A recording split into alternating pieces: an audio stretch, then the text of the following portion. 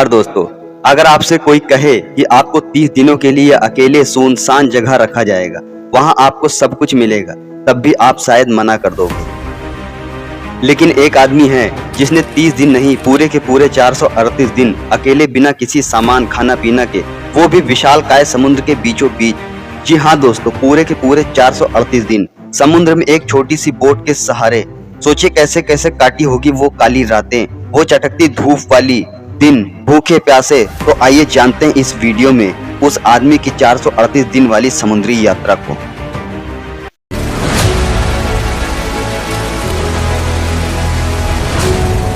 तो शुरुआत होती है 2012 में मैक्सिको का एक गांव कोस्टा एजुल में, जहां एक आदमी रहता था, इस जॉस सैल्वाडोर अल्वरिंगा। इसकी उम्र महज 36 साल की थी और यह एक प्रोफेशनल मछुआरा था। रोज की तरह जोस और उसका साथी 17 नवंबर 2012 को निकल पड़ते हैं समुद्र में मछली पकड़ने के लिए। इन्हें सिर्फ 30 घंटे के आसपास ही दिन गुजारने थे और यह दोनों अपने साथ कुछ खास खाना पीना भी नहीं ले गए थे, मात्र एक दिन का ही खाना पीना ले गए थे। बोट पे एक इंजन और एक रेफ्रिजरेटर जिसमें यह मछलियों को स्टोर करना था। तो आगे बात करते हैं। यह दोनों अपने मैक्सिको के समुद्री किनारे से 120 किलोमीटर दूर आ जाते हैं और मछली पकड़ने वाला जाल बिछा देते हैं।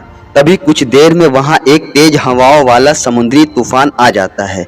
यह देख जोस और उसका साथी घबरा जाते हैं और डर के मारे अपनी जान बचाने के लिए दोनों जाल को वहीं छोड़कर वापस बोट से भागने लगते हैं। तकरीबन 6 घंटे चलने के बाद सुबह 7 बजे यह अपने साहिल से मात्र 20 किलोमीटर ही रह जाते हैं। उन्हें साफ साफ अपना गांव भी नजर आने लगता है। तभी अचानक उनकी बोट का इंजन खराब हो जाता है।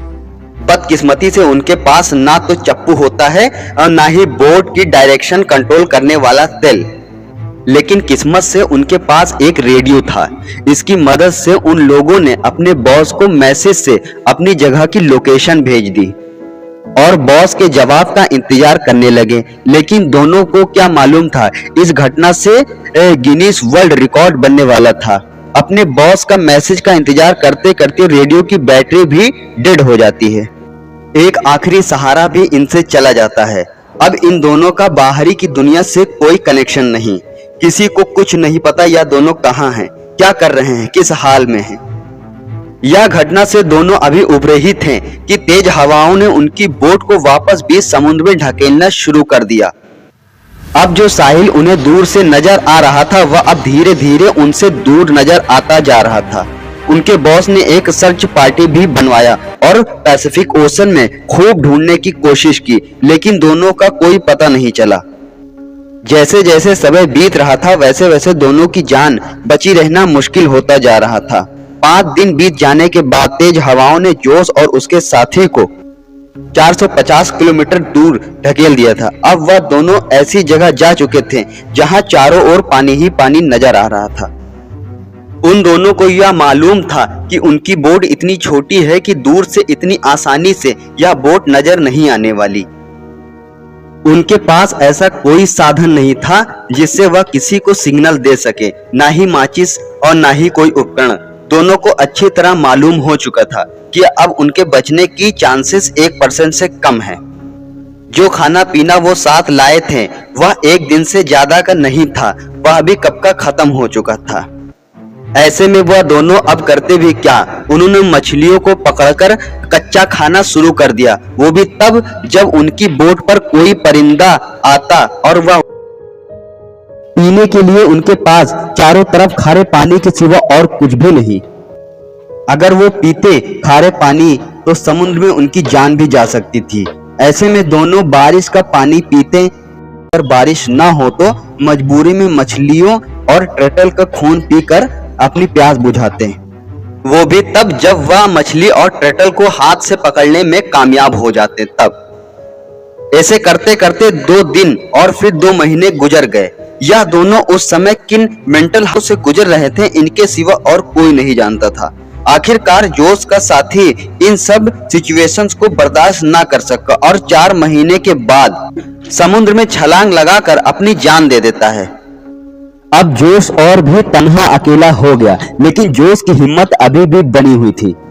बेचारा एल्वरिंगा अकेला, तन्हा, डरा हुआ अपने आप को किसी तरह संभाले जिंदगी और मौत से लड़ता रहा। अब जोस पैसिफिक ओशन के उस हिस्से में जा पहुंचा था जहां कार्गो शिप भी साल या 6 महीने में एक ही बार गुजरती थी। मैक्सिको के साहिल को छोड़े हुए उसे 6 महीने से ऊपर का समय बीत चुका था। अब वह उदास, फ्रस्ट्रेटेड, बात करने वाला भी जा चुका था। एक दिन जोस की किस्मत ने जोस का साथ दिया। अचानक जोस को एक बड़ा सा कार्गो शिप पैसिफिक ओशन से गुजरता हुआ नजर आया। पिछले 6 महीनों में वह समुद्र में पहली शिप गुजरती हुई देखी। वह उसे देखकर जोर जोर से आवाज लगाना शुरू किया।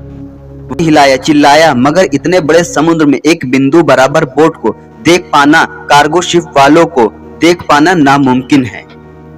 देखते देखते आखिरी उम्मीद भी बचने की दूर होती चली गई। वह उदास होकर बैठ गया। 11 महीनों के बाद जोस अपनी छोटी सी बोट पर 8000 किलोमीटर ड्राइव कर चुका था। उसके बदन के कपड़े भी फट चुके थे। मात्र एक अंडरवियर ही बचा रह गया था। आखिरकार वो समय आ ही गया जिसका जोस को बेसब्री से इंतजार था।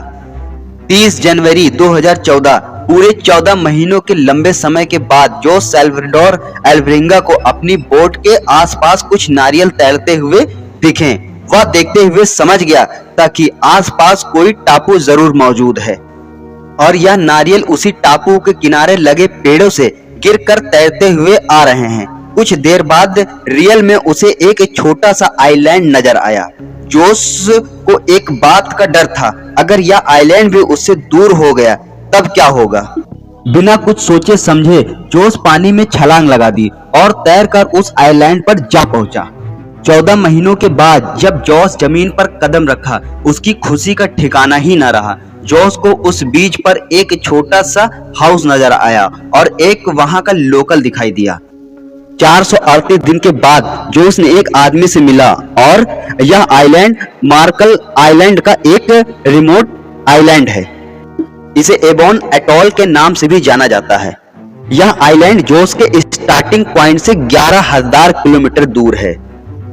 बदकिस्मती से अगर यह एबॉन एटॉल आइलैंड भी दूर हो जाता तो अगला आइलैंड इसका फिलीपींस में होता, जिसकी दूरी इस आइलैंड से 5000 किलोमीटर दूर है।